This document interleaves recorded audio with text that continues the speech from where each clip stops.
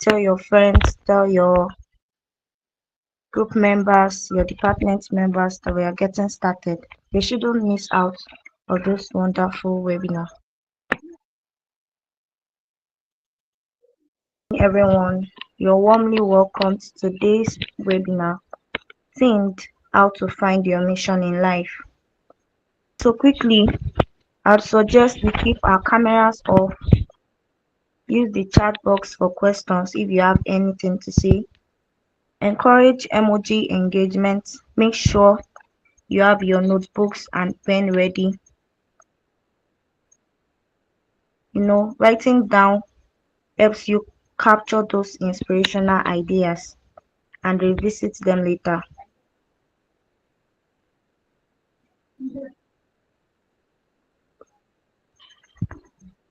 Especially because of the Nigerian football match that just finished now. So a lot of us are really outside, even me myself, I'm outside.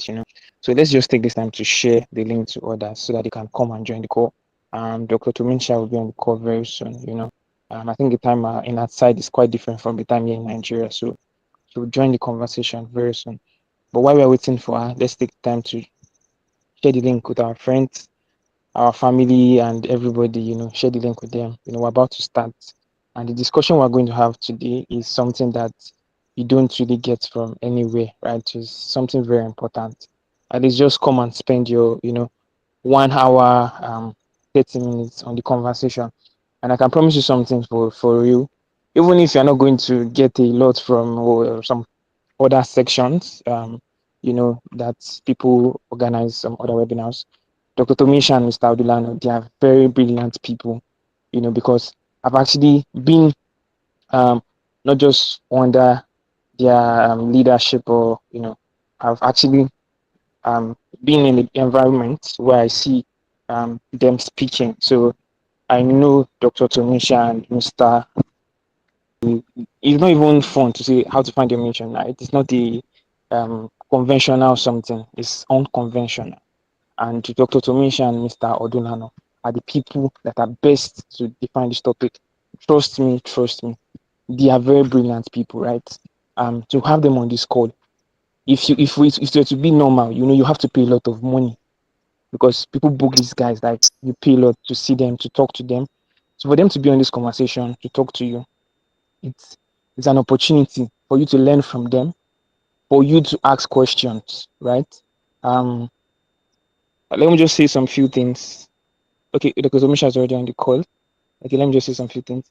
Um, the first time I had a conversation or we had a class with Dr. Tomisha, I think it was about a year ago. She spoke some things about missionary leadership. Believe those things she said, I can remember everything, right? Almost a year ago, and I can still remember everything. That is to tell you how impactful that lesson was, right? So she'll be here also to give you the same insight and knowledge that she has been given. So please don't take this opportunity for granted. Invite your friends and families, people that you love, your loved ones, let them be here, let them be on this conversation. So Suzanne, you can continue with your introduction. Dr. Tomisha is already on the call. All right, sir. Thank you so much for that. I hope we are all with our books and pen. Can I get our reactions? I hope we are with our books and pen because we are going home with a lot of motivation, inspiration, with a lot of purpose-driven skills. All right, so quickly we'll be introducing our first speaker, Dr. Tomisha D. Walker. HE Ambassador D. Tomisha D. Walker is an internationally recognized humanitarian and a public health leader with a distinguished record in global advocacy, maternal and child health education, and a faith-based diplomacy. She serves in executive leaderships within international chaplaincy and humanitarian institutions, and is a respected voice at the United Nations, aligned forums, global summits, and international missions. Dr. Walker works. I can't see our reactions, guys. Let's keep clapping.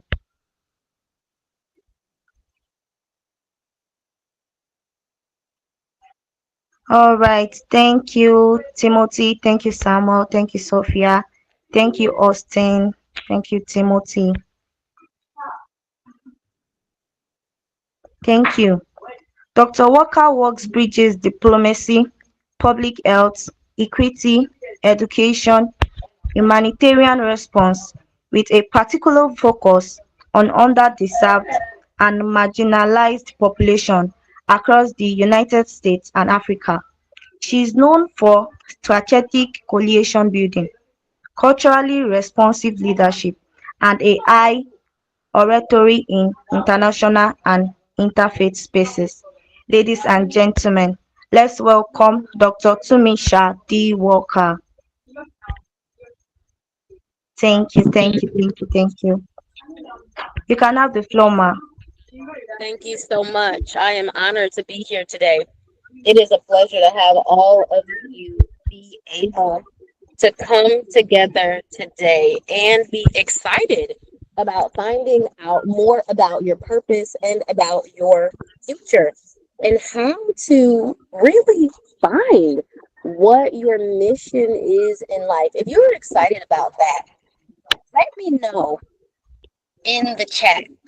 Let me know in the chat how you feel about learning more about being mission driven and literally how to find your mission. Now, I know we have people that are joining us from all over the world.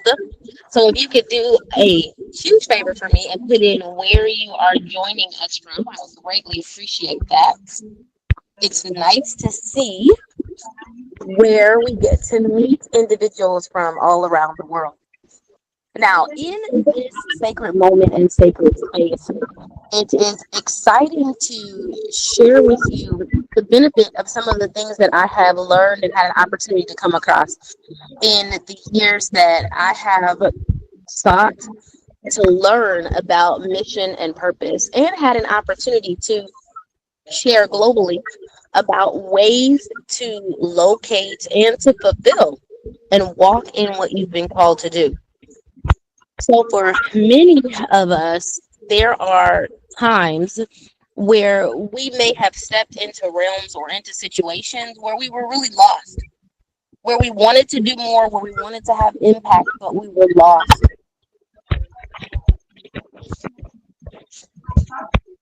Please take a moment to mute. Thank you. And so we are right now in a time and in a season where we can walk out our purpose, but where we really have an opportunity to dig in and figure out exactly why we are here and what we are called to. So, here are some things that I want you to bring to mind and that I want you to continually think about when it comes to finding your purpose and your mission, right? Now, I always begin with a calling. I always begin with the things that I am specifically drawn to. And even more keenly, those individuals that I am supposed to affect. Now, you might say, well, how? How do I figure out who I am supposed to affect? And how do I figure out what I am called to do? Some of the easiest ways to figure it out are going to be those innate things that bring joy to you. It's going to be those things that cause you to light up no matter what is going on. You see this thing, or you walk into this situation, or you talk to these people, or you are maybe speaking to a best friend, a colleague, or a family member, and this is the subject that brings you utter joy and peace.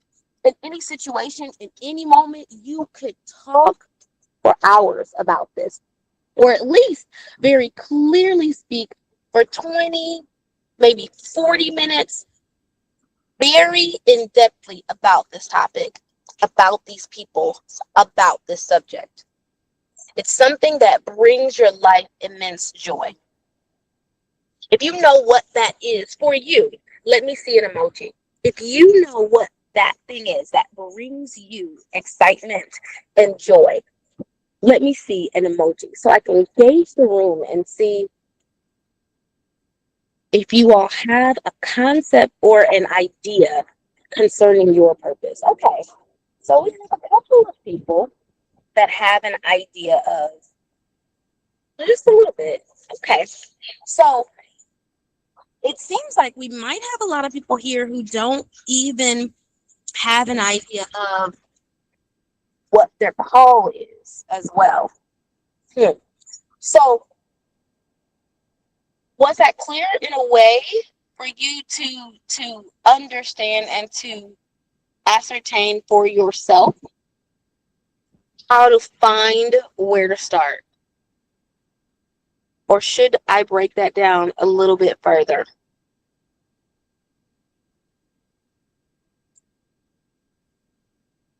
Okay, I'll break it down a little further.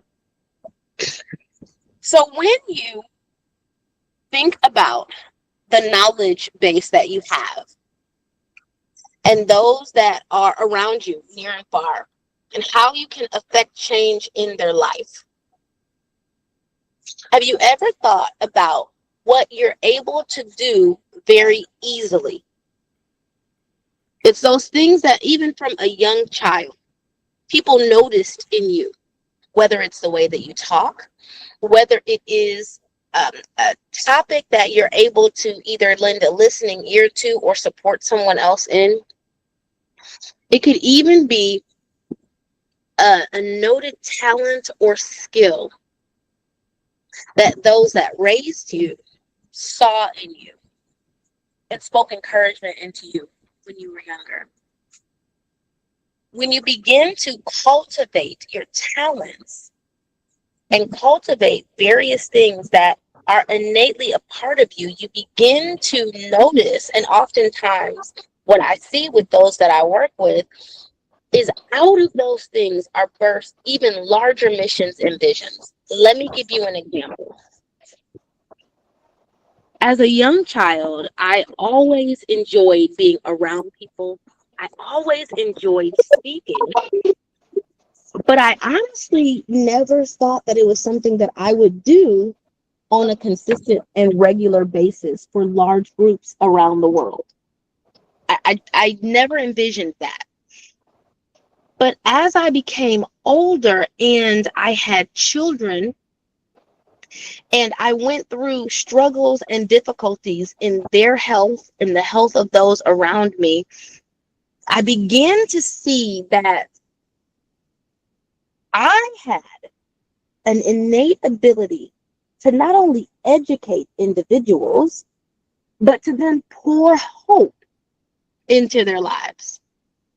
So for me, I had one child who dealt with high risk issues dealing with his kidney. And then in birthing four children, and at this point, working for more than 2 decades to help women birth their babies and be educated about it, I found a love and a passion in helping other people not only be healthy, but specifically understand what's happening with their bodies, how to impact change, and be advocates for themselves. Now, as a youth, that wasn't something that I envisioned for myself, although I did always feel a calling to help other people, to have a greater understanding and hope, as well as to not walk their life journey alone. So those three things for me became a larger journey even now to be able to assist more individuals, right? To be healthier in those areas, but then in everyday life and in business to walk out their destinies. So the educational and teaching piece, the speaking piece, and the ability to support people in hope, right? Those three things helped me to be able to expand, to know my mission, but then to see it and walk it out. So for you today, I am going to encourage you and give this as some steps and exercises for you to begin finding your purpose, your mission, and walking it out. So I'm very big on action and walking it out, right? So you're going to hear some amazing things today. You have amazing speakers that are coming before you today. But it's really going to be very important that you apply what you're hearing and what you're learning. You're taking action and you're walking it out in your own personal life. Okay, so let's get started. Here's the first thing that I'm going to have you do. As you think about your past and the things that you love, again, what lights you up on the inside? What brings you joy? What causes you to physically shift when you do it? Not into anger, not into fear, but into a place of peace and joy for yourself and those that you are working with. I want you to begin to notice in your life, if you have never thought of this before, I want you to begin to watch yourself and take note of that thing or those things that cause that internal shift for you. And if you say, I have not seen that happen for myself, I don't know what that is. I don't even know where to begin to find that. Ask those closest to you. Could be coworkers, could be friends, could be family, but it's going to be those that you value their opinion and they know you very well. You value their opinion and they know you very well. Do just a small survey and ask them, what am I really good at? What have you seen me do that I excel at and that you know brings me joy? Ask them. And more often than not, because they've been around you for some time and because they care about you, they're going to be able to tell you at least one, if not more, things that you do or talents that you have that are going to assist you in moving forward in your mission and your purpose. All right, so that's your first thing. Your second thing is going to be, once you write that down, I want you to list underneath it what draws you to it. What draws you to it? I want you to start thinking and honing in on the specifics of why you do what you do and why there's joy in it. Now, as I've taught before in many sessions, our mission and our purpose is really not for ourselves. It is for the world at large. It is for other people. Your life, you are here on purpose. This was not an accident. For you to be in this session, in this time, for you to have been invited, for you to have said yes, for you to have been able to log on, for everything to align for you to be here right now, it was not an accident. Not by chance. So when you look in depthly into yourself and figure out the passions, the reasons why and who you are, and why you do what you do, it begins to open the doors of understanding and how to walk in and through your mission in life, therefore impacting others and the world. When you become clear on who you are and what you are supposed to do, you can therefore walk out the steps in that clarity, in that precise organization that helps you to be able to shape and cultivate not only your passions, your future, but every single person that you come in contact with. What I believe many of us need to understand is that each and every person that you come across, you make an impact on. whether you speak to them or not, whether you have an extended interaction with them or not. It does not matter. Your very existence and breath when you show up in a room matters. It shifts the environment. It changes the outcome for people at times. When you decide to fully walk in your mission and purpose, you literally shift destinies.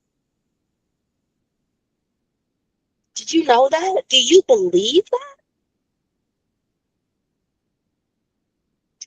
You literally shift destinies just by showing up. Because you are unique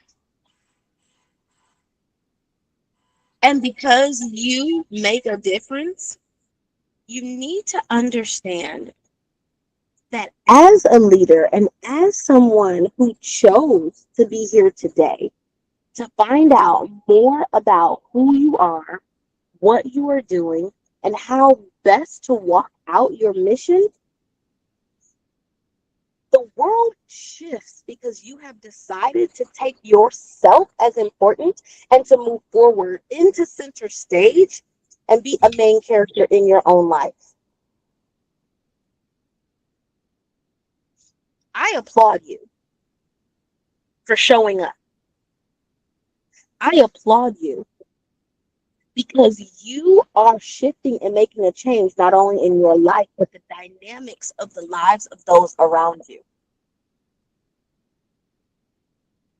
If you are with me in the chat, put the very first action that I've asked you all to take and list the second as well. So you're listing the first and second action in the chat. As we move forward, in my last few moments, we'll move on to our third action. So as you get clarity on you, what drives you, what motivates you, what brings you joy, what will happen as you begin to cultivate that? As I said, it begins to give you clarity. For me, it then gave me the ability to begin businesses and organizations that were focused on that intent and that purpose.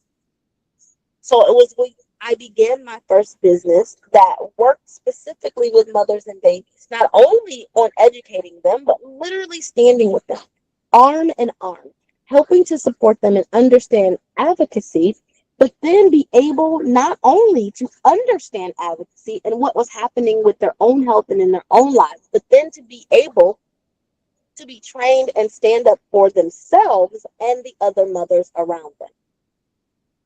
Okay. So I started Birthing Destiny Maternal Services that allowed me to walk out my mission and my purpose by understanding more about myself and then what was needed in my community. So understanding more of what my calling was, of who I was, but then how that applied to my community. It's important as you look around and you see where the gaps and the deficits are amongst your family, your friends, those that you work with in your community, you will begin to see how you can make a significant difference within that area.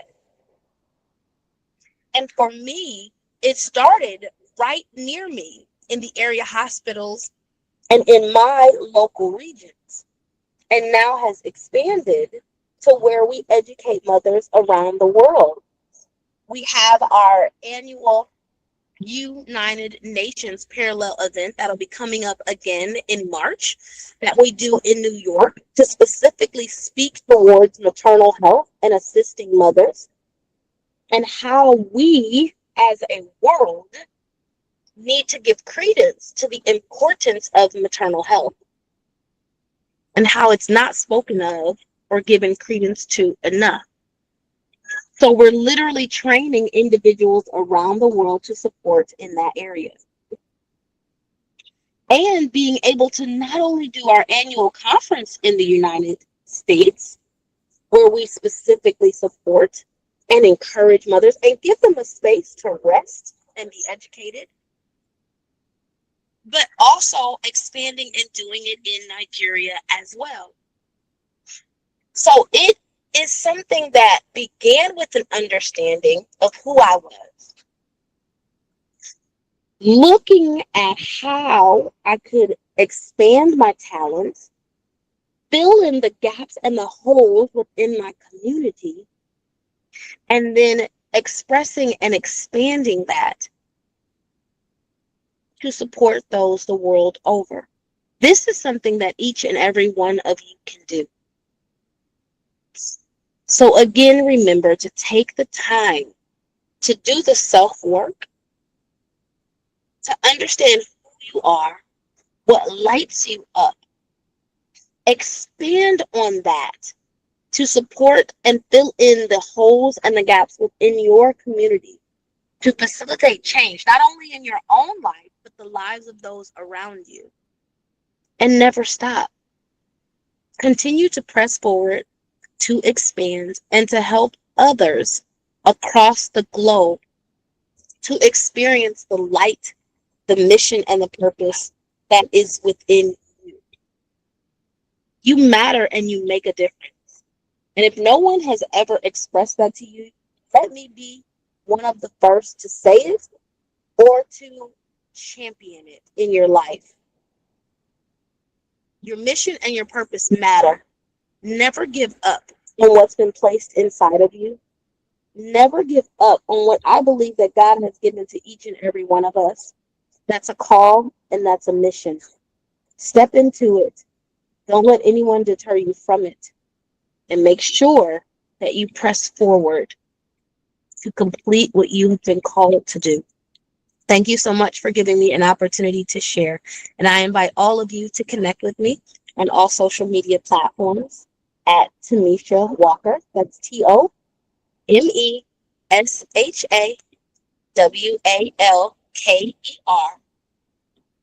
on all social media platforms. God bless you. You all have an amazing day, and thank you for your interaction. I appreciate it. I look forward to seeing great things from each of you. Thank you so much, Dr. Tunisia Iwoka. A round of applause for her. Let me see your virtual hands, guys. That was amazing. Never give up. Step into it. Take your time. You need to take your time to do a self work and improve on yourself. Thank you so much, Ma. That was inspiring.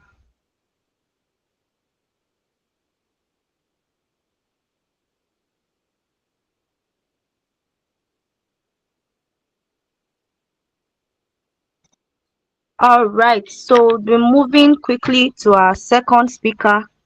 We are running out of time.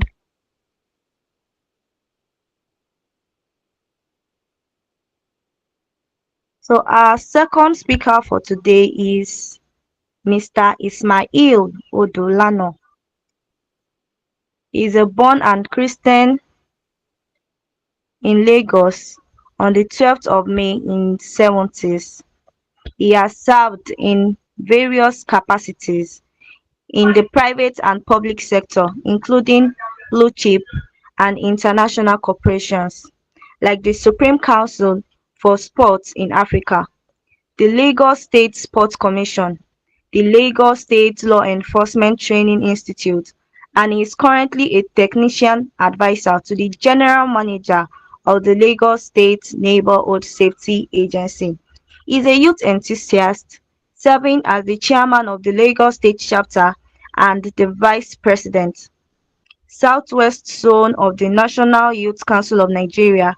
He is now a security buff, a youth animator, and a family living enthusiast with passion for a stable society built on sustainable family values. He is happily married with children. Ladies and gentlemen, can we use our virtual hands to welcome Mr. Ismail Odulano?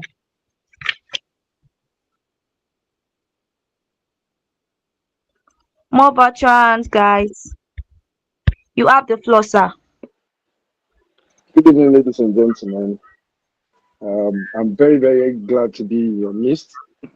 I listened to the first speaker, and I am glad to tell you that she did a very wonderful job. And I'm very glad to be part of this discussion. Um, I would have loved to meet you guys one on one. I mean, in a physical uh, discussion, but then we'll make do with what is available because this is much more convenient for almost all of us. Yeah, I'm going to start by wanting you to refer to yourself. Look at yourself. Every day of our lives, we wake up in our various bedrooms, we take our bath and do the normal daily chores before we proceed out of the house.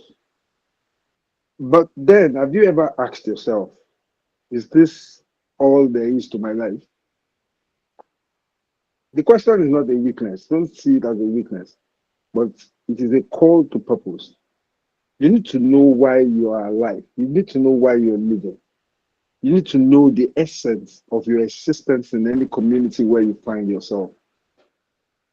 Quite a number of us, in my generation and the generations past, you would find it very difficult to believe that many of our fathers, many of our own mates, and maybe some of you now are walking through life without never discovering what their purpose in life is.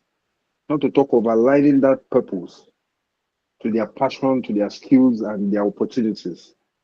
So it is very important for you to know exactly what your purpose is in life. Your mission in life is the reason why you were created. It is the unique contribution only you can make to the world. When you find it, then you'll find out that life will begin to make sense to you. Each and every one of us must go through this process in life. We must have a time when we are confused, a moment when we don't know what exactly we want. And I'll quickly share my experience in the university days with you. I happen to be a very lucky boy. I was talented in the sports. My academics was not too bad. I could do a lot of things.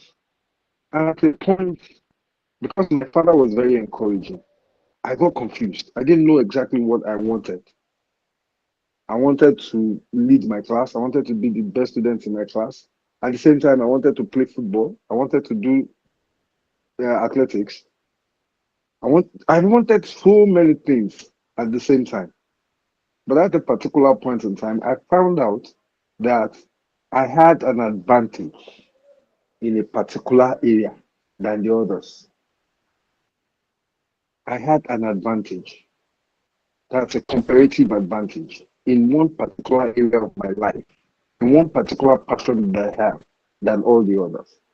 And I decided to stay with that passion. Naturally, I talk.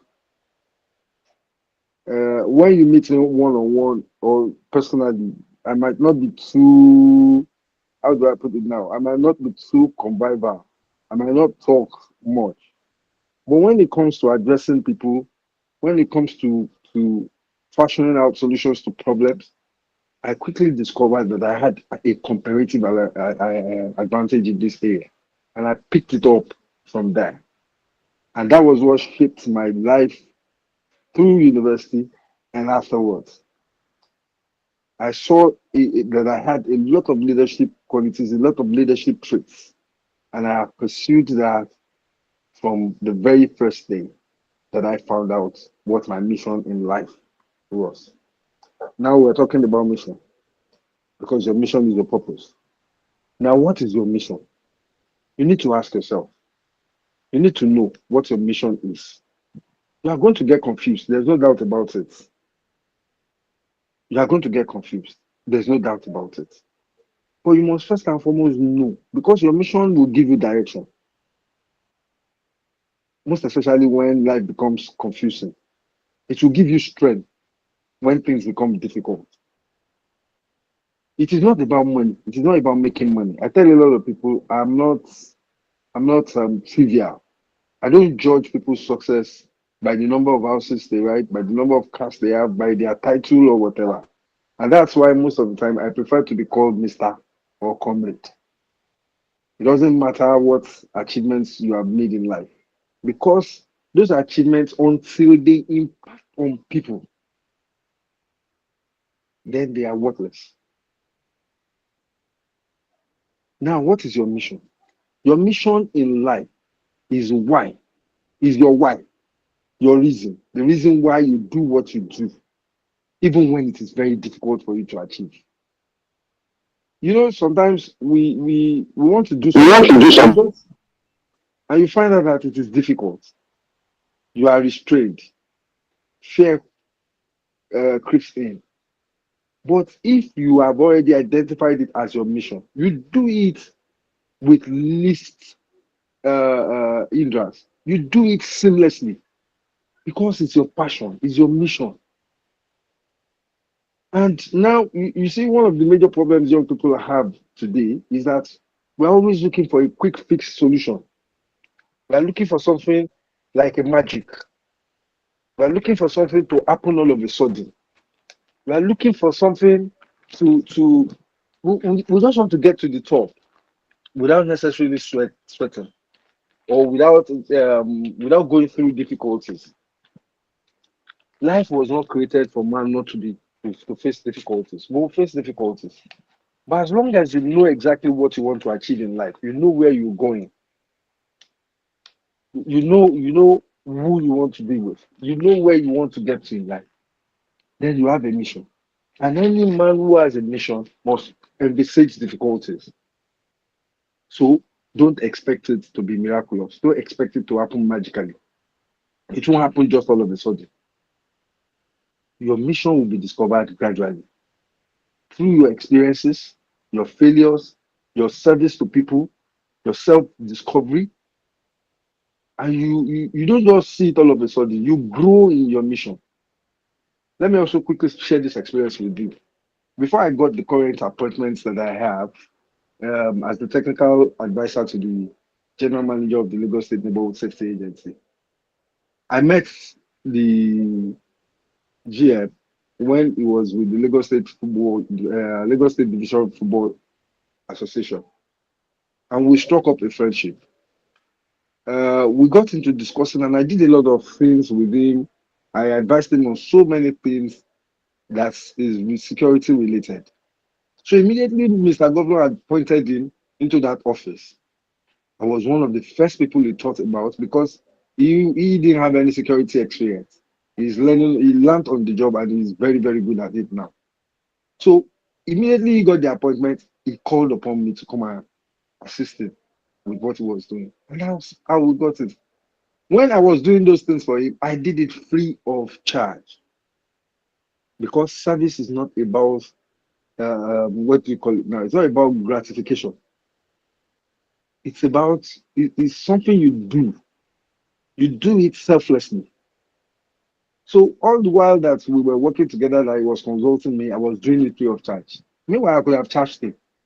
But I just felt, well, wants to grow in life, or somebody was moving up the ladder, and he needed your advices, he needed your input. I I did it for free, and that's what I do most of the time because my mission is to assist other people to achieve their own mission. I found that out while I was still in the university, and my passion is seeing people grow. I love seeing people grow. So that's my mission. That's my passion. And please always be honest with yourself. You see, we love to deceive ourselves sometimes. Somebody knows how to sing, but because most of his friends see singers or musicians as people who are wasting their People time or whatever, they begin to be ashamed of their passion. As long as your passion is not detrimental to other people's well-being, don't be shy about it. If you feel you have a skill or your mission is to do something that is beneath you, because we have these class issues in the world. It's not just about Nigeria, it's not about Africa, it's not about the US or British or Britain or whatever. It's a natural phenomenon within human beings. There are times when you feel something is beneath you, but whatever is beneath you, as long as it's impactful, as long as it can change lives, as long as it gives you an identity and the satisfaction you derive, just go ahead with it. Now, before you can start pushing your passion. Ask yourself, what do I do? What do I enjoy doing naturally? It comes to you. It flows with you. You don't need to stress. I don't know if you've seen musicians, when some of them sing, they close their eyes because music comes to them naturally. It comes to them naturally.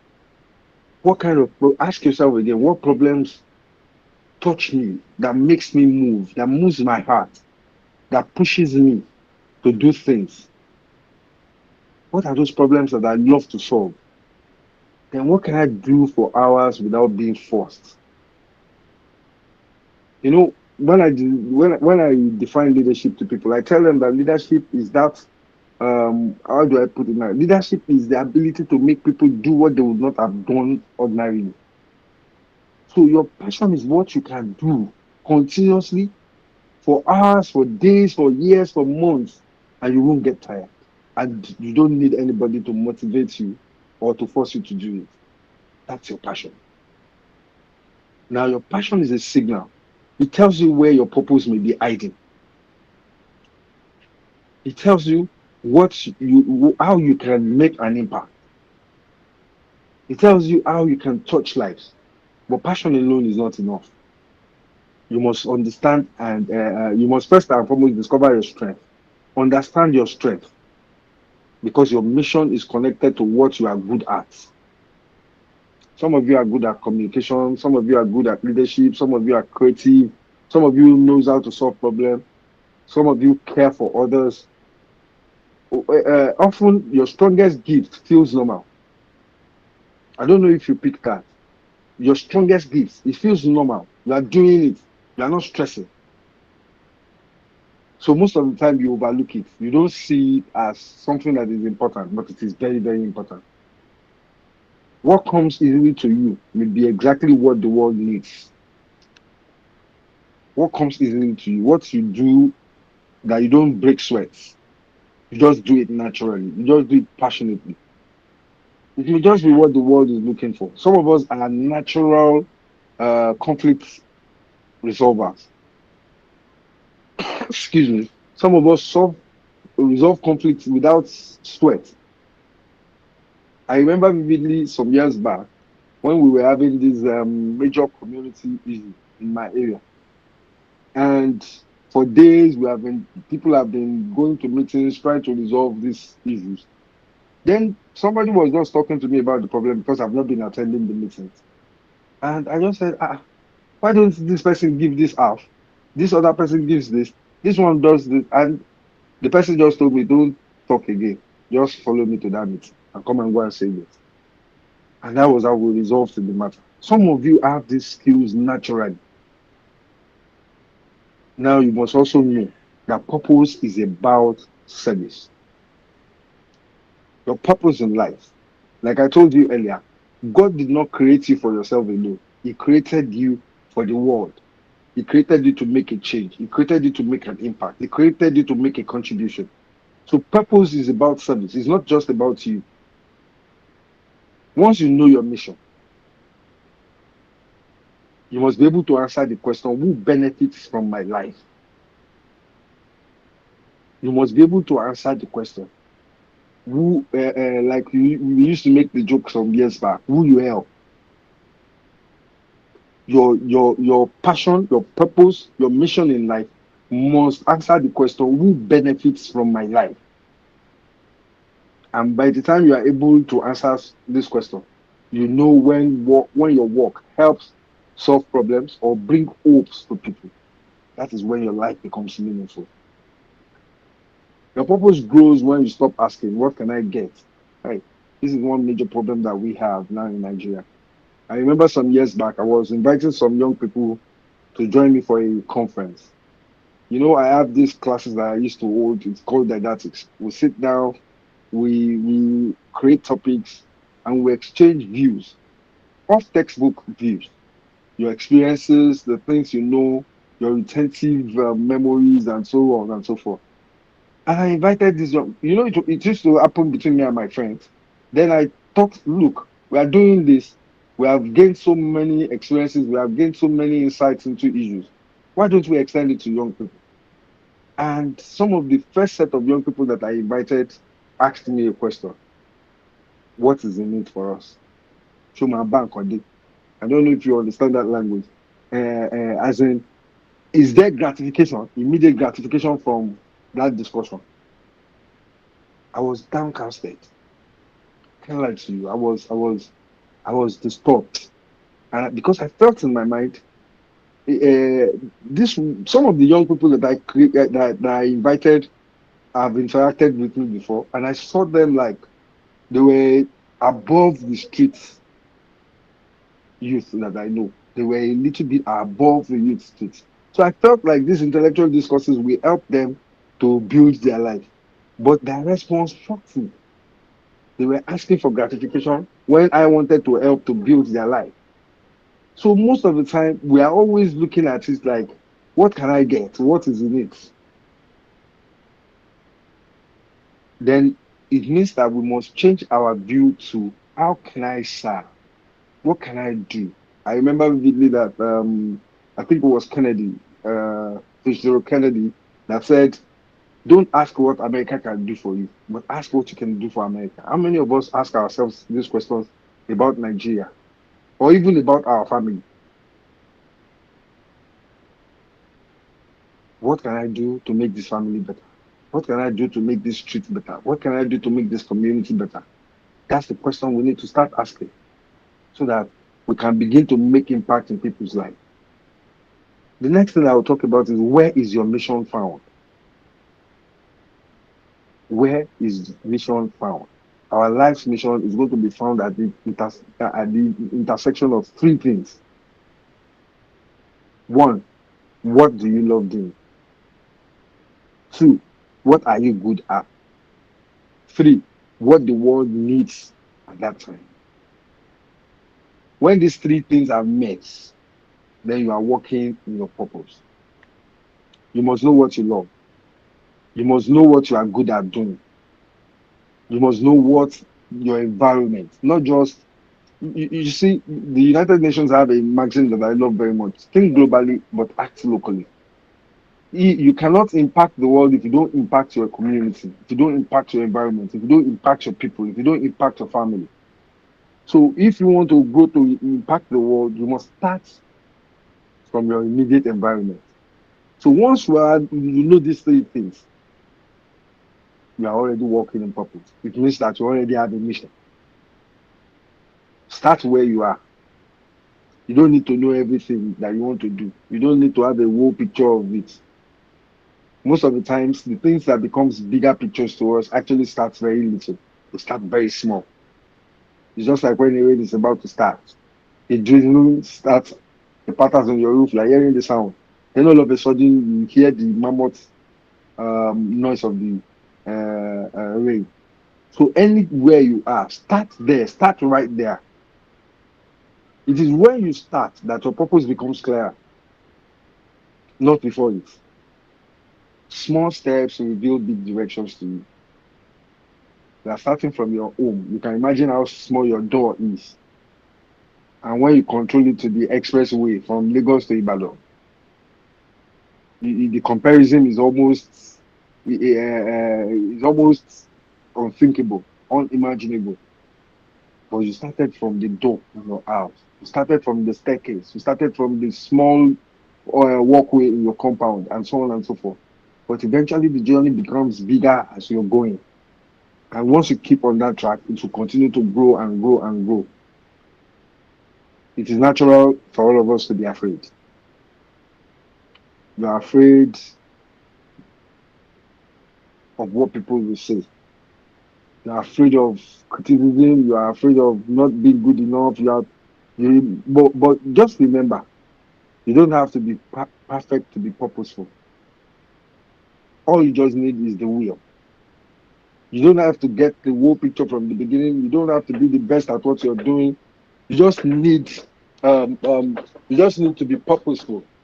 You just need to understand that you have a mission. That's all you need. Once you understand that you have a purpose, once you understand that you want to do something, then you start.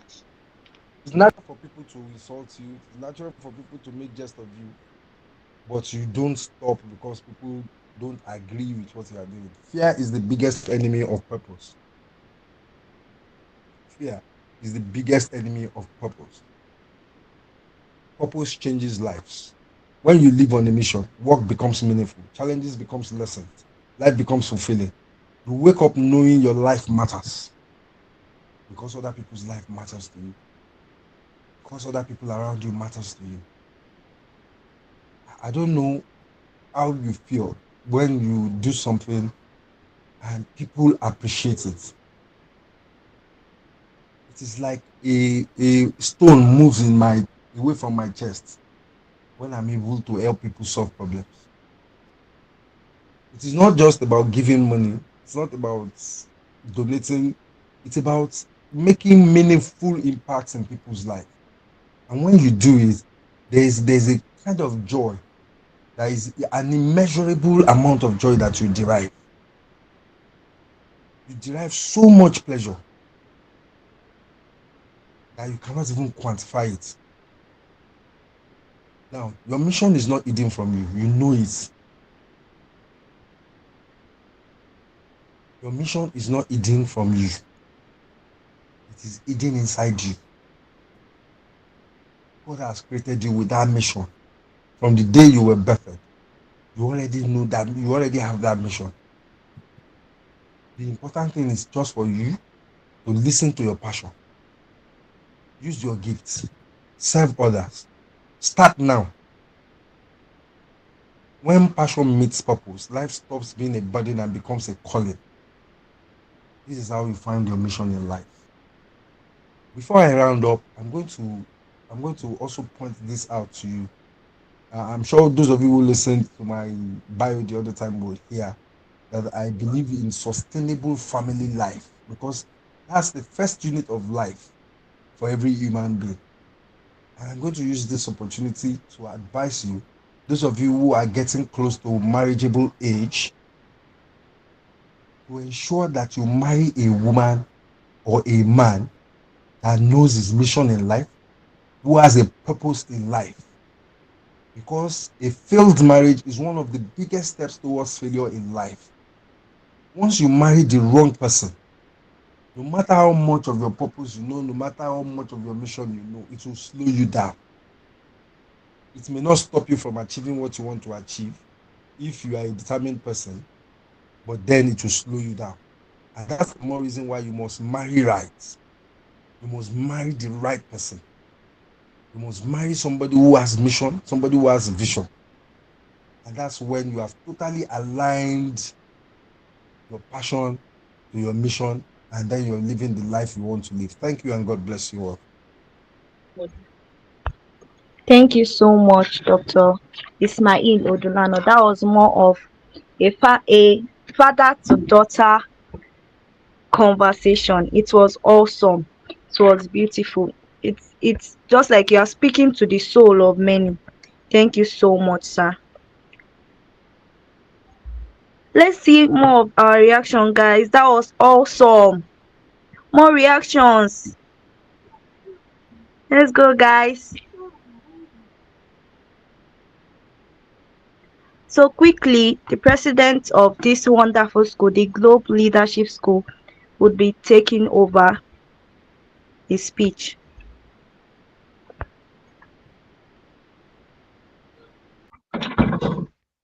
Okay, good evening, everyone.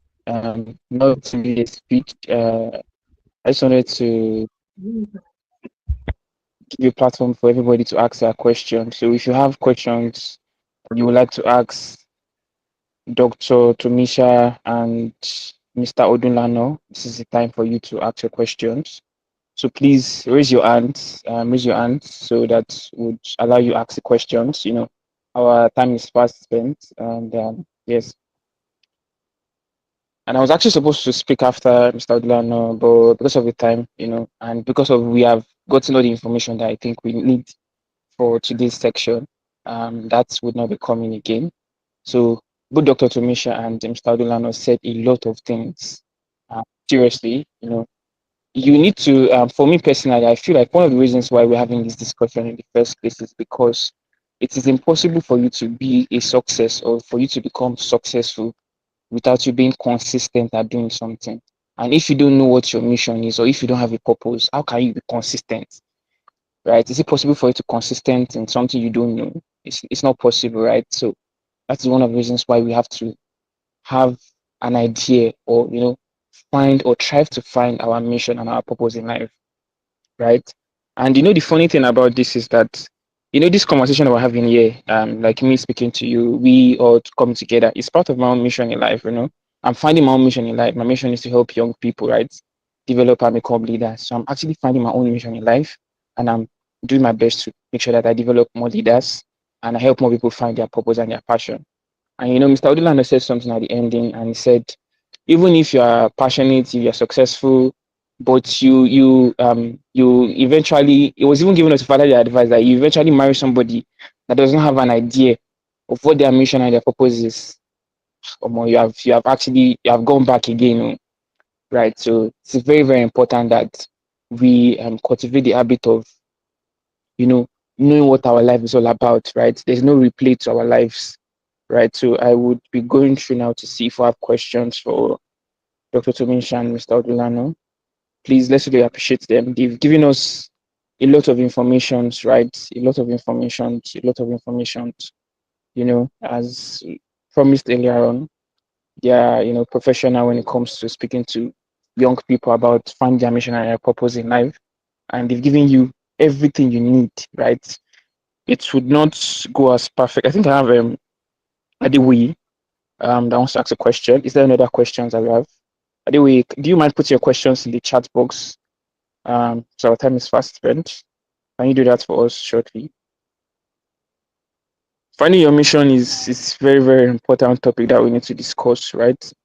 You can do any other thing you want, but if you find your mission and you aligned your mission to, okay, I think there are a few hands coming up. We have favor me. If you find your mission, you can now align every other thing to it. And this topic is very, very important because we're in the 21st century. A lot of opportunities, right? Especially for young people, you will go on IG, social media, and you see your colleagues doing a lot of videos, posting content. You now start thinking, oh God, what am I doing in my life? You start comparing yourself. So finding your mission or knowing what would make you feel like a success is very vital to you as a human being, right? It will give you a lot of peace of mind, right? You will not go on social media and just be having unnecessary pressure. It will make you know, okay, I'm doing the right thing, even if, um, my own calling is not to be a very, very loud person, I'm achieving success in my own area, right? So we have few hands up. So I'll take Adewoye first. Okay, I think he has given the question in the chat box. I'm trying to get the questions from the chat box. Okay, so the question that Adewoye, you didn't specify who your question is actually being directed to. Is it Dr. Tomisha or Mr. Odunlano? I think I would appreciate you do that so that. But let me read the question. It says, why is it that most youths that find their mission do not know how to begin their mission? Okay, there's another question from Suzanne Adi Sola. How do you encourage yourself when fear comes and you feel discouraged? Things are hard in your mission in life. Okay, I don't know if I got that rightly. And there's another question from Favor Fermi that says, I would like to okay, I would like to use voice notes for my question, please. Can I just see it here? I really don't know about that. So I don't know if you can still hear me. There was a call came into my network.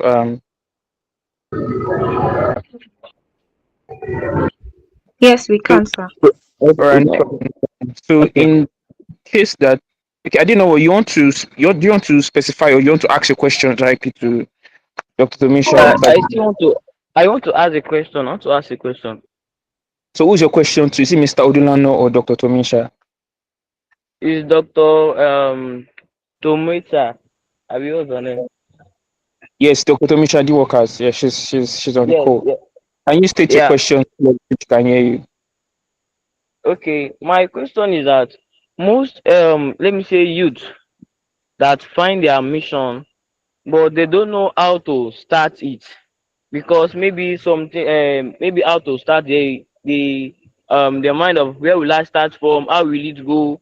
So sometimes it makes them to give up on their mission. So I want to ask, how will you start it so that you to make them, encourage them to continue on it and to make the mission come to reality? Thank you.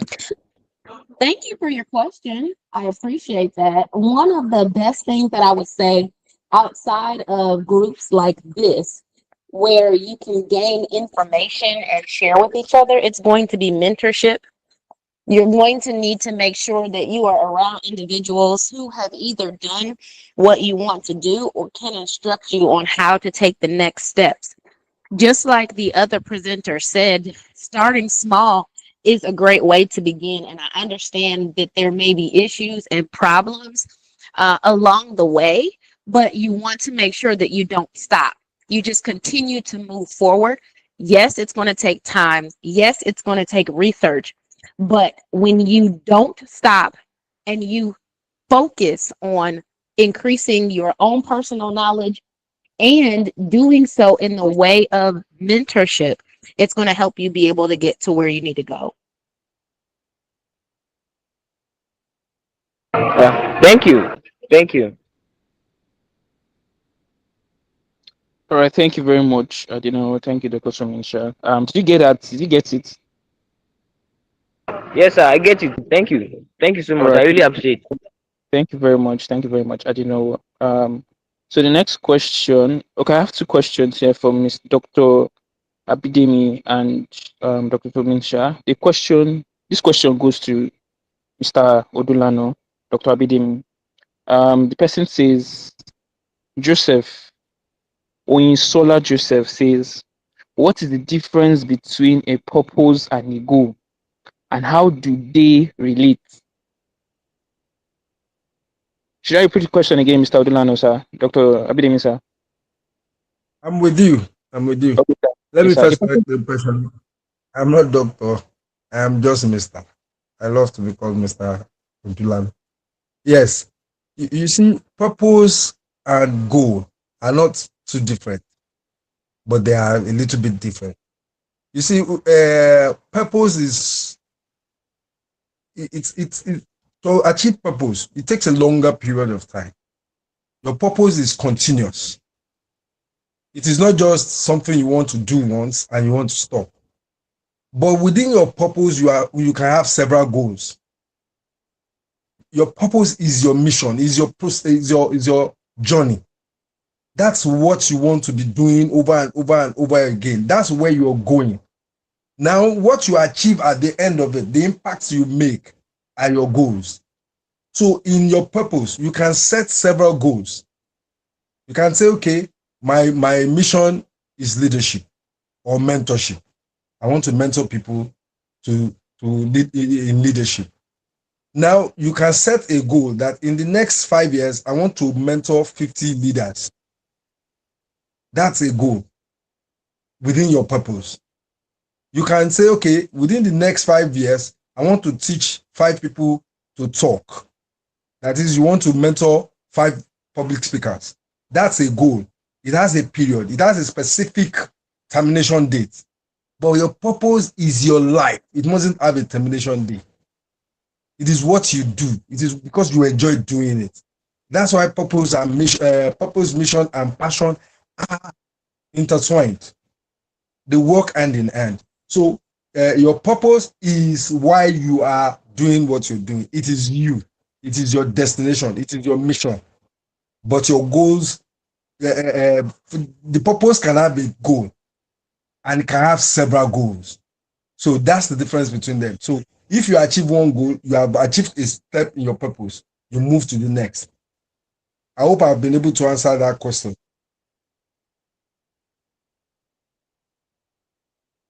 Uh, Oyinsola, did you get the answer? Yes, I did. Thank you very much, sir. All right, thank you very much, Oyinsola. Thank you very much. Well, I have a question.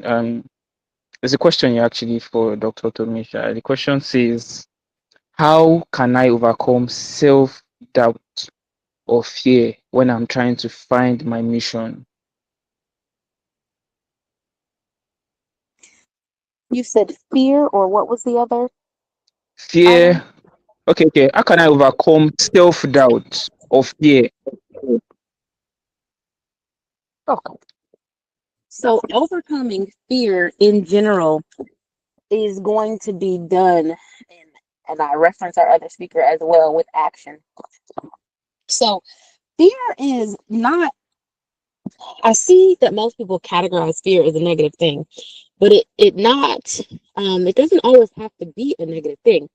Fear is a human response for protection, oftentimes, or it helps you to see that you are a part of something that is unknown to you. It's new to you. So when you have an expression of fear, many times, other than having those alongside you to support and assist you, you need to determine to, as you so eloquently mentioned before, stay consistent. Whatever you are doing and moving into, even when you have the stressor of fear, continue to move forward and don't allow it to stop you. It is really an option for determining what you need to expand in and how you can move forward in something. So that would be my suggestion, to continue forward, even if it's scary, even if it seems odd. When you continue to do something, whether you engage in mentorship or you make sure that you're building your network of individuals around you who have accomplished said items before, they will help you to be able to move forward and to not stop in your mission and your purpose. Do it scared, do it afraid.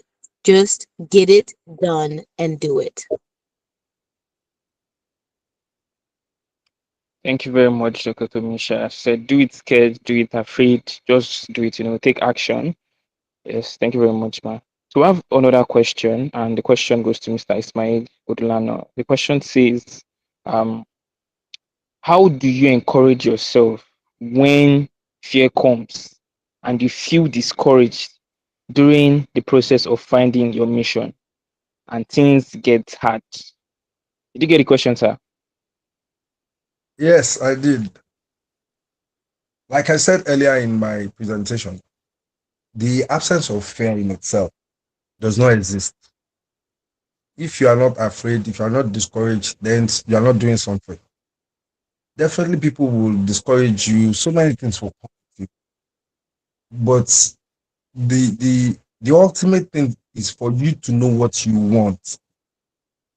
You know why most of us cannot overcome this fear? We can't overcome this. We can't overcome when discouraged, when we are discouraged, or when people criticize us and do all those things. Because in the first place, we are not enjoying what we are doing. I had a student sometimes ago when I was lecturing in Lagos Poly. She loves dancing. She just loves dancing. So at a point, she failed my call, and I called her and I asked her, "How did you fail the course?" And she was like, she gave me so many excuses. But after she left my office, somebody came to me, I think another lecturer, and said, "Don't mind that, Jerry. She's always dancing." And the next time I had an opportunity to talk to her, Star, why are you just dancing all over the place instead of facing your academics? You just said, God, don't mind me. Oh. It's just my passion. I just love to dance. Now, we most of the time we judge people, and that's why we listen to people when they judge us. That's why we are scared of being judged because we judge people. But because I don't judge anybody, so whatever you're saying serves as a tonic for me to do better. I don't see failure. I see challenges. I believe very strongly that so there must be obstacles on your way.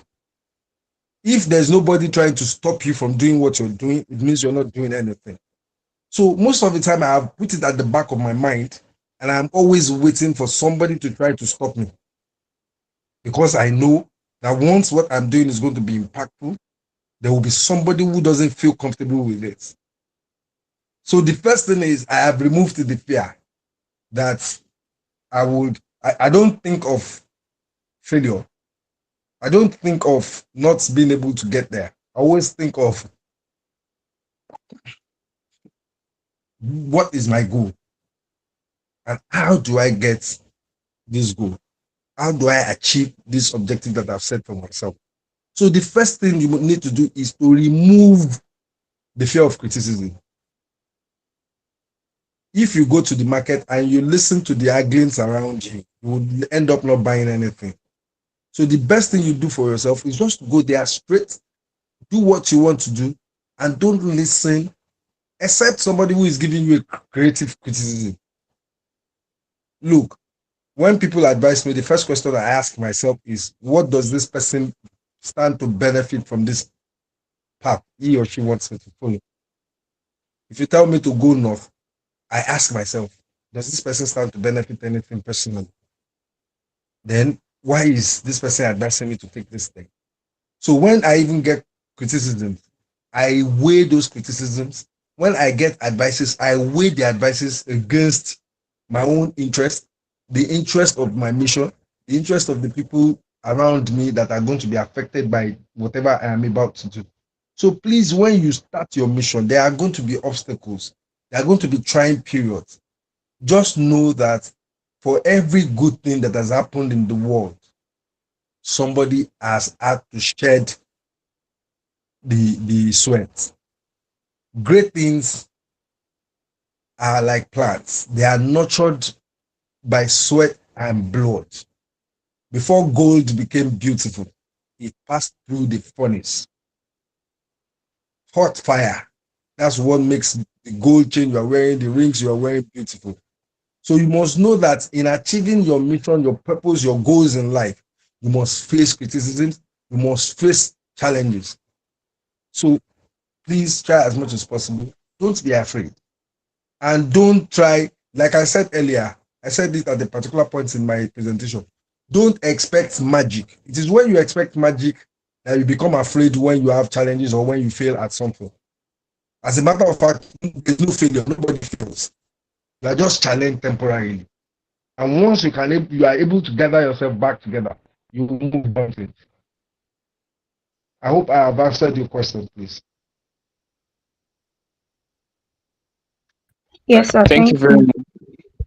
Thank you very much, sir. Thank you very much, Mr. Lana. Well, there's a lot of questions now. I just want to quickly rush the questions for Mr. Lana and Dr. Tomicha because our time is fast spent.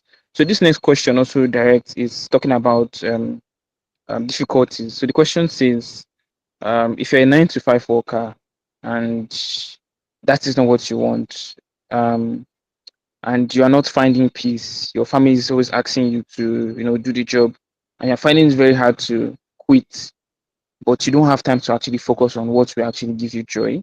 Um, how do you go from this job to doing what you actually like? So the person is asking for an advice from Mr. Odulano and Dr. Tomisha. So you are a person working 9 to 5.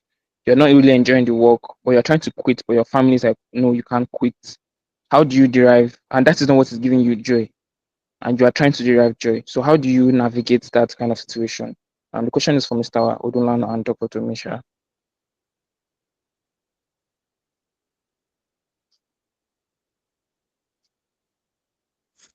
Okay, let me go first. You see, when you have passion for something, most of the time people don't see. They don't see what you see. They don't see what you see, and most of the time you are the only one who sees what you see. You are the only one who understands what you see.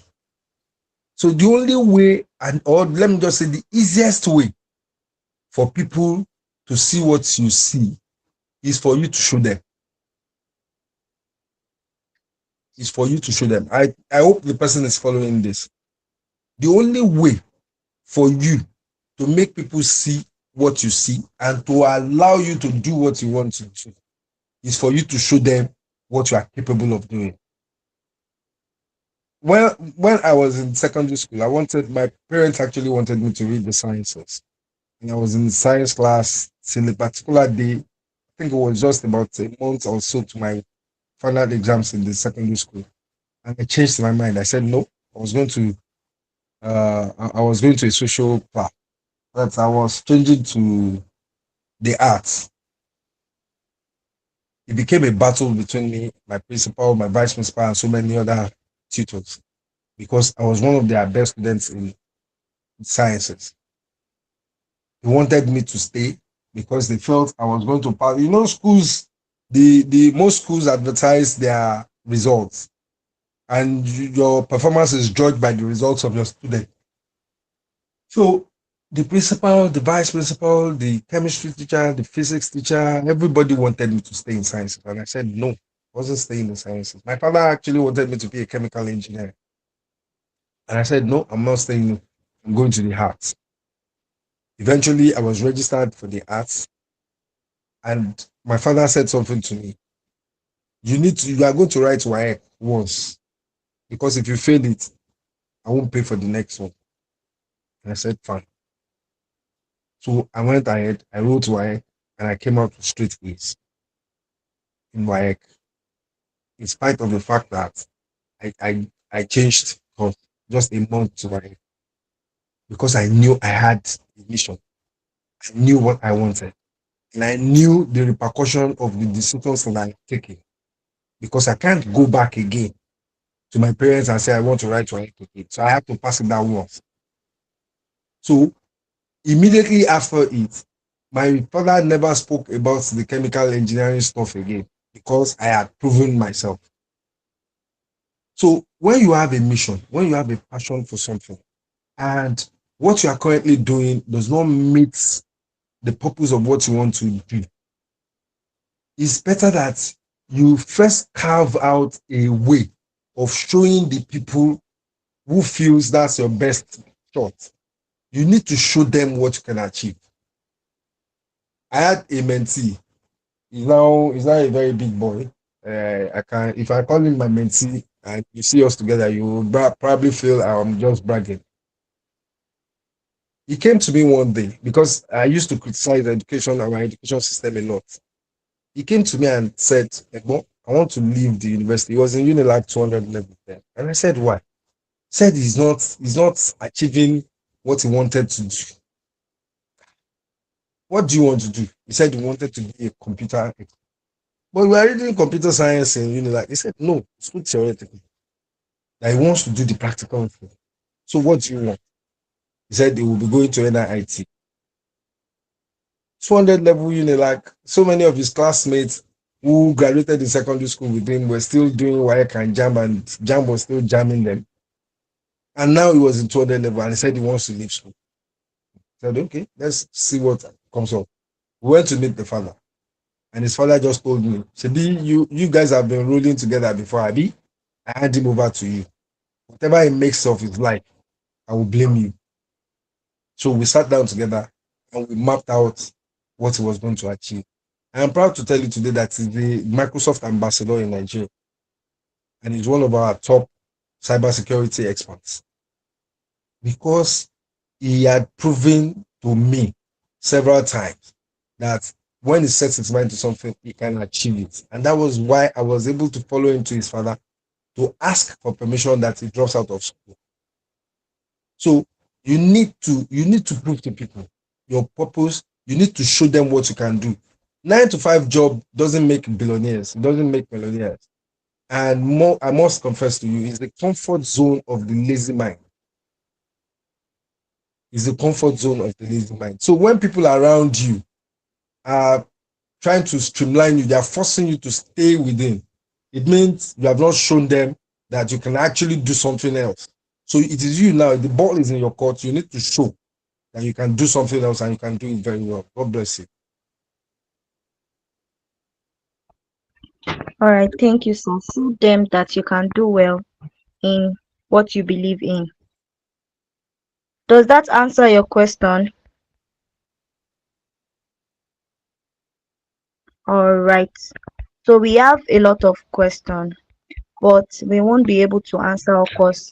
We've spent a lot of time on answering questions. So we'll be taking one or two more questions. Okay. Firstly, can someone have more than one mission in life? And secondly, how do I have this sense of fulfillment that I've actually known my purpose and I've begun this mission, because there are actually a lot of things that I find joy in doing. How do I like how do I know the rain one and put more effort on it?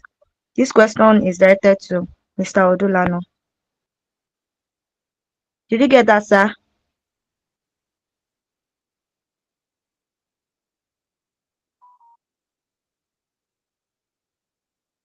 Well, the issue of how many purposes you can have in life is debatable,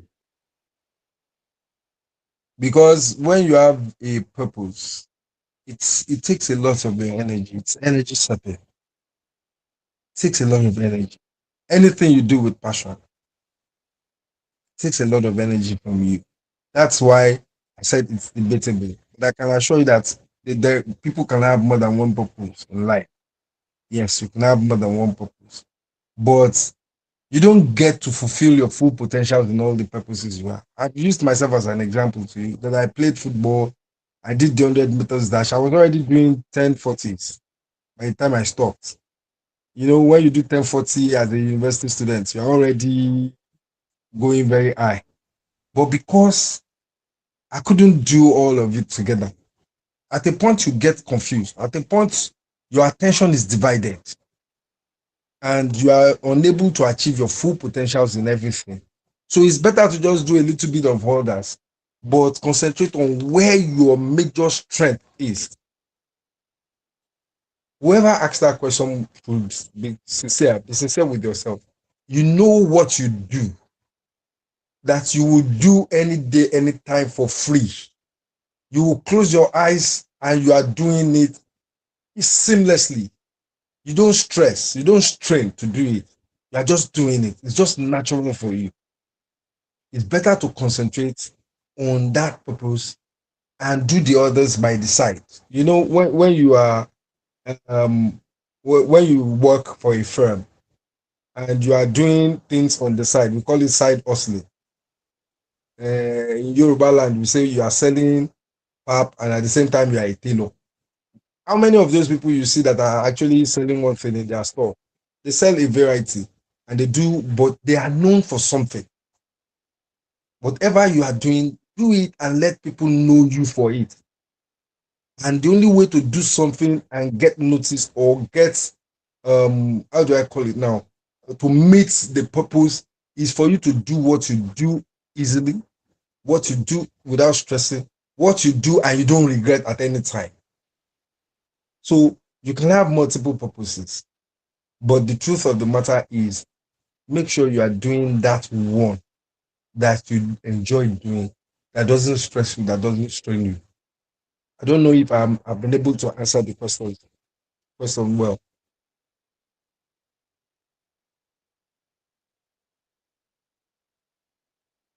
Oh, sorry. I think that person also asked how you can measure your impact. We all know how we can measure our impact now. You can set up a KPI for yourself. You can set up a KPI for yourself. That's the fact. But then, um, from the accolades you get, From the reactions you get, you can tell if you are impacting people's life, if you are doing well. If you had the professor in the university and he impacted you seriously, when you meet him on the street, you can tell. He himself knows if he affected you or not. I don't know if you get that. If you are a teacher and you meet your students, the reaction from your students will tell you what kind of teacher you were. So, whatever purpose that you're serving in life, to measure it is not very difficult, except you don't want to be sincere and truthful to yourself. The way people see you and attend to you, the kind of what do I call it now? The kind of attention you get, the kind of reception you get from people will tell you if you are achieving what you have set your mind to achieve or not. It's very, very simple. So, except you want to be insincere with yourself, measuring your impact is very easy. Just look at how people welcome you, how they attend to you, how the kind of reception you get from them. Aside from your setting up your own key performance indicator, you want to look at, you set your goals, you put your key performance indicators beside you. But then, if you're really serving a purpose in life, look at the reception you get. It is not always a warm reception, no? Because your purpose sometimes is against some people. For example, if you are a police officer, don't expect to get warm reception all the time. If your reception is warm as a police officer, especially in the midst of people of questionable character, then you must know that your character too is questionable. But if you get to the midst of people with questionable character and they are giving you a veiled warmth, you know that you are doing your job. If you are a nurse and people cannot warm up to you when they see you, then you know yourself that you are not doing well. I hope I have been able to make some sense with what I have responded with. Yes, sir. Thank you so much, sir. Thank you so much, sir. Everywhere seems quiet. Can everybody hear us? Let's see our reactions, guys. More reactions. An encouraging one. Yes, thank you. I would have loved not to take any more questions, but this question seems urgent. So this question is coming from Odulano Favor. She's tried so many ways to gain admission to study medicine and surgery, and she had gone for nursing, auxiliary nursing. She finished. She has worked. She has done a program in community health, and she graduated in that, overall best student of the school. But her own passion is to study medicine and surgery. She is now working on a pre-degree program, and she seems tired. So our question is that, should she give up or should she not give up on the medicine and surgery? The question is to Dr. Odulan, I mean Mr. Odulano.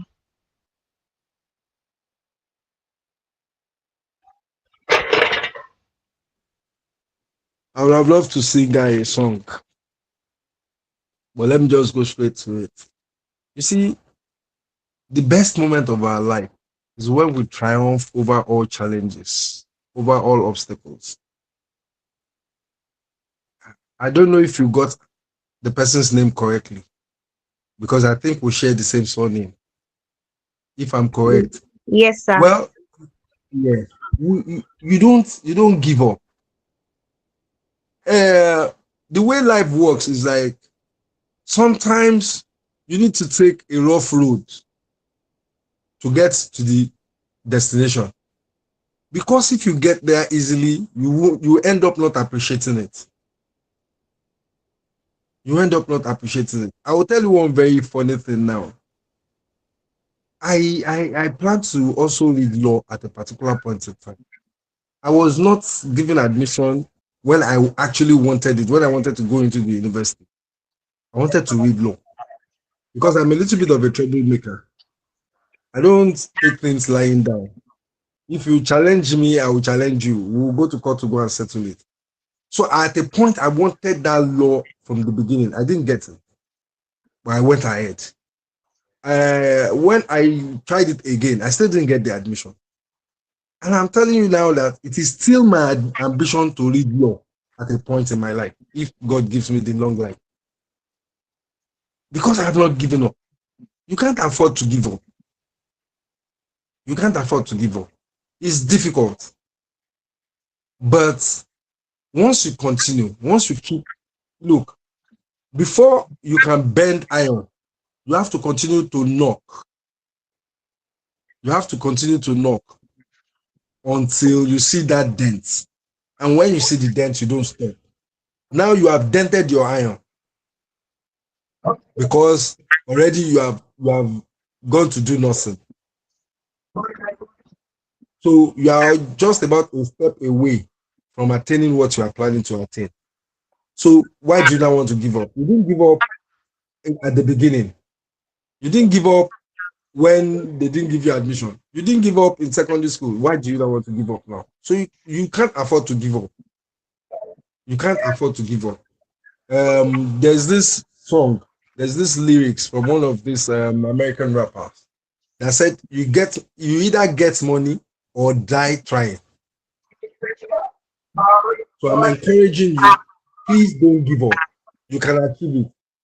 It's achievable, it's doable, it's something you can do because you have shown that you have that what do I call it now? You have that temerity, you have the tenacity, you have the determination, and you are brilliant. You graduated best students in nursing. So what stops you from graduating best students in medicine in UNILAG or University of Ibadan or OAU or one of the private universities in the next few years? So just keep at it. Keep at it. It's something you want to do. It's your passion. It's something you look forward to doing. So please just keep at it. Now you have gone through nursing. The nursing experience is going to achieve. It's going to help you to achieve a lot once you get the admission to do medicine because already you have seen so many things. I remember vividly when we got into the university, some of our mates dropped out of medicine in 100 level because they couldn't stay, they couldn't stick to the sight of a cadaver. That's a corpse. So in those days, there were so many, what do you call it now? So many tests that you will do when you get admission into medicine. You stay in a room with cadavers. You have to do this. You have to do dissection to go and see people performing what do you call it now? Performing post-mortem, so that they can see that you are strong. You can withstand it. You can withstand blood and all that stuff. And so many of my mates dropped out at that time. I remember vividly that somebody dropped out at that time, but went back again to read that same medicine. So you can do it. I'm very very sure about that.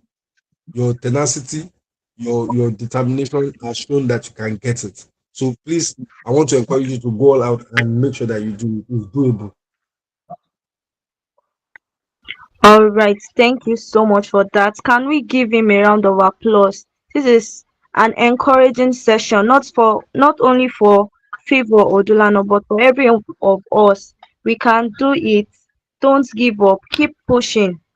Pursue your passion. All right, thank you so much. Thank you, Boluatife. Thank you, Elizabeth. Dr. Tumishiwaka, do you have um a sort of answer to some of the questions? The questions about working a 9 to 5 and having still the passion, still having the mission that you want to accomplish. I just want to encourage you to remember that we have enough hours in the day to do what we are purposed to do. So to take small amounts of time and to delegate it to begin to transition from the 9 to 5 over to what you have been called and purpose to do is just fine. You may not be able to immediately shift and to move, but in planning and in purpose, it gives you the opportunity to walk out the plan and to take your time to get it done. Um, most of us have come to some sort of juncture in life where we have had to decide if we're going to take a left or if we're going to take a right. And as you move closer to what your calling is, you will more often than not have to make decisions. And by definition, a decision means that you kill something, you end something to begin or continue something else. And so, in everything that you do and in every portion of your life, you are going to have decisions that you need to make. So, I just want to encourage, and it seems like a lot of these questions are wrapped around being clear and understanding what decisions need to be made and then taking that action. So I just want to, in general, encourage all of you again to apply what you have learned today to make sure that the actions that you take are aligning with your purpose, and that no matter what, surround yourself with people that are going to encourage you, uplift you, and that are going to help you to move forward in accomplishing what you're supposed to do. When we surround ourselves with individuals that are excelling, then we are able to succeed at a faster rate. Thank you. Thank you so much, Ma. All right. Surround yourself with people that would encourage you. Yes, I can see reactions. Thank you.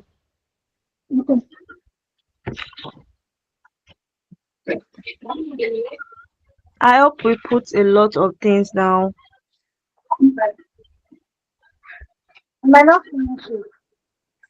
Please, who is that? Can you mute your mic? Thank you. All right. For more feedbacks and questions, you can drop them in our mail, globeleadership@gmail.com, and there's another mail in the chat box. Make sure you drop your questions and you'll be answered. Right, we are coming to the close of this wonderful session. We've learned a lot. I trust our books are full. Let's ensure we go back to them, revise, and let's not this webinar just go like that. Make sure you find your mission in life by following all the steps that were given by our speakers, Dr. Tumishe Walker and Mr. Ismail Odulano. Thank you so much for honoring this webinar.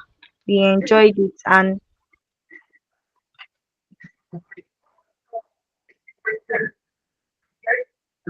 it's a life-changing moment for most of us here. Thank you so much.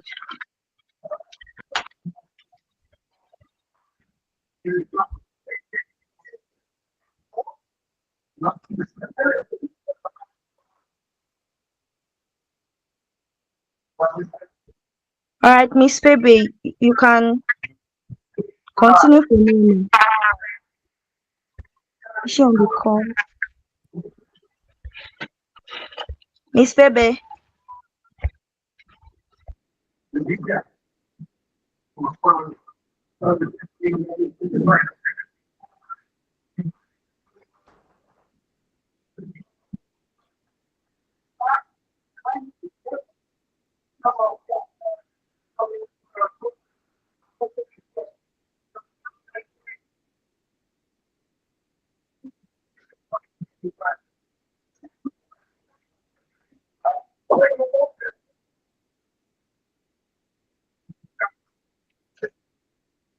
All right.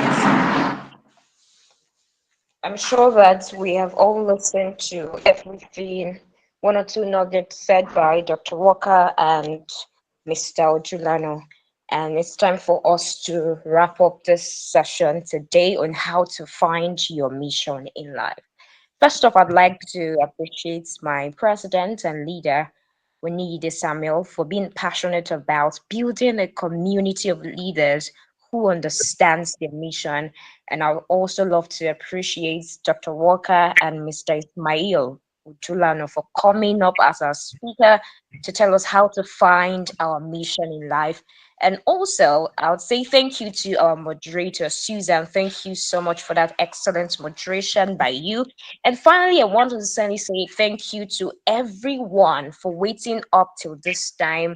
You know, it's not been easy to be online and then stay active to actively listen. So we want to say thank you to everyone.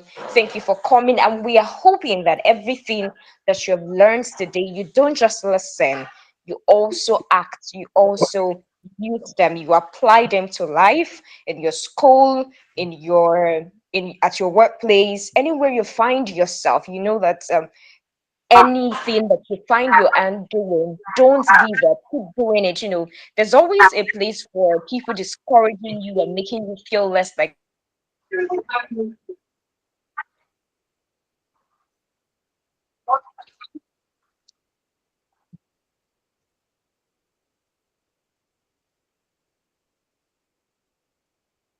enough. But you know that So Suzanne, can we see your Phoebe?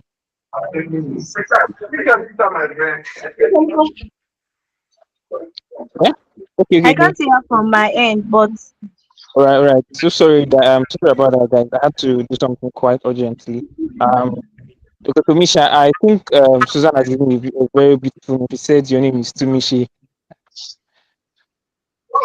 Wow, wow, wow. Wow. Yes.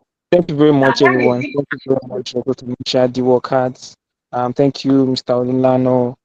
Thank you very much, sir. Thank you for the insights, the knowledge, everything. As I told you guys earlier on, you guys are really going to gain a lot from these people, right? Because they've impacted my lives, directly, indirectly, in every way. Anytime I'm privileged to hear them speak, I've always gotten something from them. Very fortunately, Dr. Lisa is a mentor to me, so she has really impacted my life. Mr. Adulano is someone that has also impacted my life in terms of leadership space. So yes, thank you guys for also attending.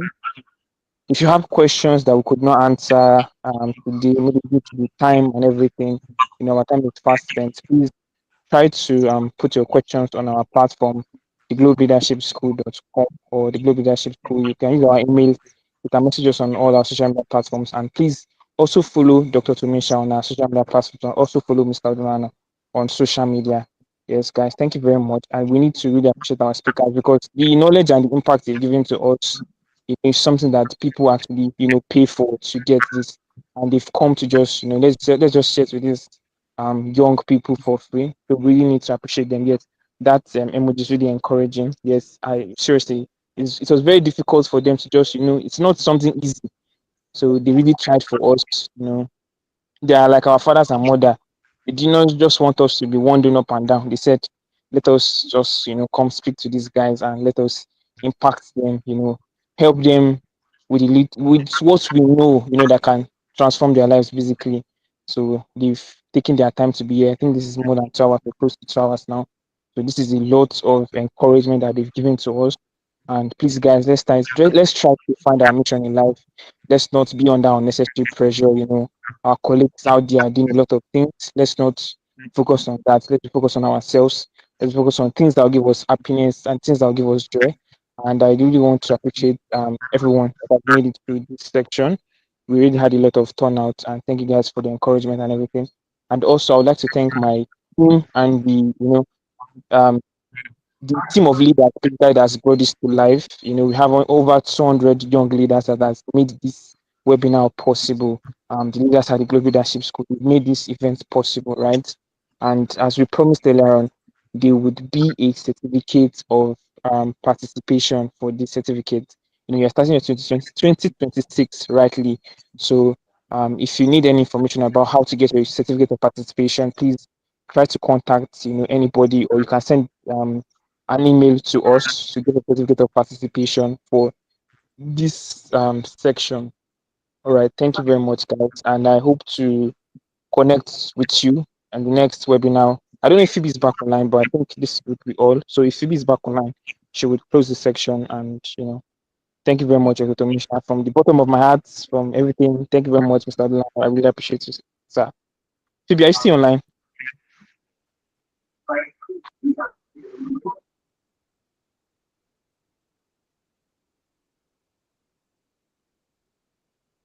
Right. In the absence of Phoebe, Suzanne, please, you can end the conversation. Thank you very much. all right. Thank you so much, guys, for joining. we are bringing this wonderful webinar to a close. Thank you very much. Have a nice day. Have a lovely day. Go and digest everything you've learned. Don't just learn. Okay? All right. Have a wonderful night, guys.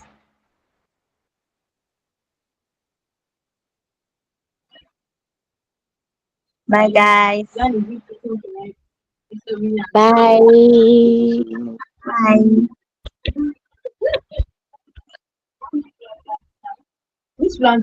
Bye, Ben.